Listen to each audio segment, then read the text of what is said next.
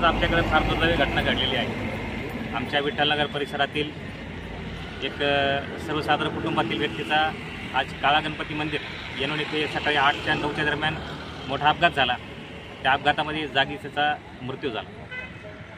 आम्ही त्या ठिकाणी जाऊन पाहणी केली असता आमचं असं लक्षात आलं की काळा गणपती मंदिर जे ट्रस्ट आहे त्या ट्रस्टचं जे बांधकाम आहे सभागृहाचं बांधकाम तो जो सर्व्हिस रोड आहे सर्व्हिस रोडच्या रोडपर्यंत आलेला आहे आणि कारने ज्यावेळेस त्या माणसाला उडवल्यानंतर तो व्यक्ती ज्यावेळेस पडला तर तो समोरच्या त्या ट्रस्टीचे जे बांधकाम आहे बांधकामाच्या त्या दगडाला लागून तो त्या ठिकाणी गतप्राण झाला। आमची अशी मागणी होती आज MIDC पोलीस स्टेशनला की आज जो अपघात झाला आहे हा अपघाताला कारणीभूत फक्त तो गाडी चालकच नाही तर त्या ठिकाणची ट्रस्टीसुद्धा आहे। आज त्या ठिकाणी आपण जर गेलात जर बघितलं तर आपलं लक्षात येईल की संबंधित ट्रस्टनं हे बांधकाम रोडवर आणून ठेवलेलं आहे। काळा गणपती मंदिराचं बांधकाम रोडवर आणून ठेवलेलं आहे आणि ते बांधकामाच्या दगडाला लागून ह्या माणसाचा मृत्यू झाला। आमचं असं म्हणणं होतं ते जर बांधकाम नसतं तर या ठिकाणी त्या माणसाचा मृत्यू झाला नसता। त्यामध्ये 2 लोकांचा मृत्यू झालेला आहे आणि 4 लोकांचा त्या ठिकाणी जखमी झाले आहेत। तर आमची अशी मागणी आहे की जे मृत्यू पावलेले 2 लोक जे आहेत त्याला ट्रस्टीच्या माध्यमातून 10 लाखाची मदत द्यावी ट्रस्टीनं आणि जे अपघातात जखमी झाले त्यांना 5 लाखाची तात्काळ मदत करावी।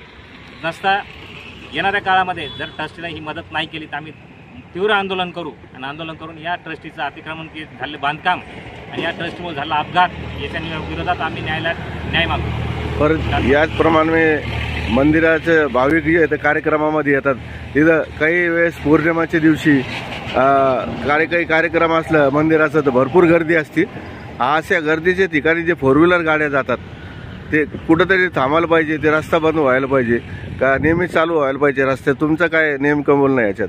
आज काळा गणपती मंदिरची ट्रस्ट आहे त्या ट्रस्ट त्या भाविकांच्या माध्यमातून लाखो रुपयाची कमाई करत आहे। अनेक लोकांना या गल्ल्यामध्ये दान टाकतात त्या दानाच्या माध्यमातून ट्रस्ट मालामाल झालेला आहे। पण हे ट्रस्ट चतुर्थीला अडमाप प्रमाणात गर्दी त्या ठिकाणी निर्माण होते।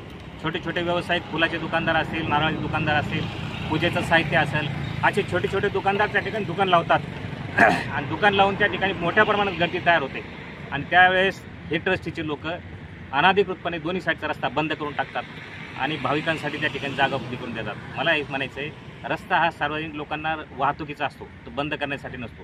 ठीक आहे, मंदिर आहे, आस्था आहे, भावना आहे, पण ती कुठपर्यंत असावं अतिक्रमण करून रोडपर्यंत येण्यापर्यंत हे चुकीचं आहे।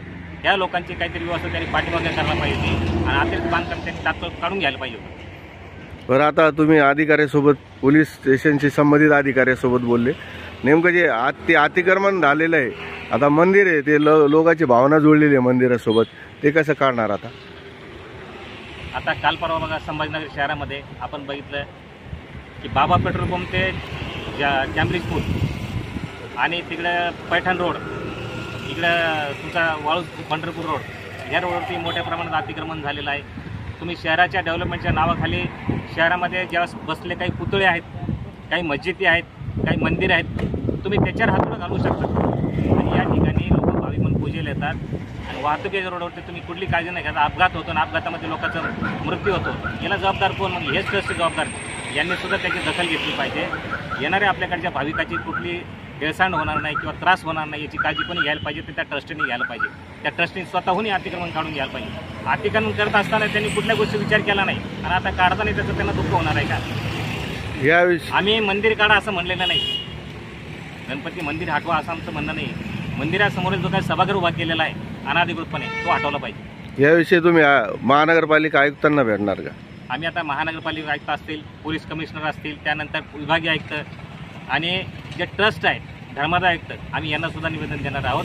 या ठिकाणी असं अनाधिकृत बांधकाम झालं आहे आणि ह्या ट्रस्टमध्ये अनावधी कारभार चालू आहे, याची चौकशी झाली पाहिजे आणि या ट्रस्टच्या माध्यमातून जे काही लोकांचा अपघातीमध्ये मृत्यू पावलेला आहे त्यांना तात्काळ मदत मिळाली पाहिजे अशी आमची मागणी त्यांच्याकडे पण असणार आहे। आपलं नाव? आज माझ्यासोबत अंकुशराजे चौधरी साहेब आमचे काँग्रेस पक्षाचे ज्येष्ठ नेते आहेत, हिरंगे साहेब आहेत, चंदूभाऊ काळे आहेत, उमाकांत शिंदे आहेत, माझे मित्र सुधीर वाघ आहेत। माझं नाव सुभाष पांडुबळे पाटील, मी काँग्रेस पक्षाचा शहर सरचिटणीस आहे आणि येणाऱ्या काळामध्ये जर याला न्याय नाही मिळाला तर न्याय मिळवून देण्यासाठी आम्ही न्यायालयाच्या दरवाजापर्यंत जाऊ हे मात्र नक्की।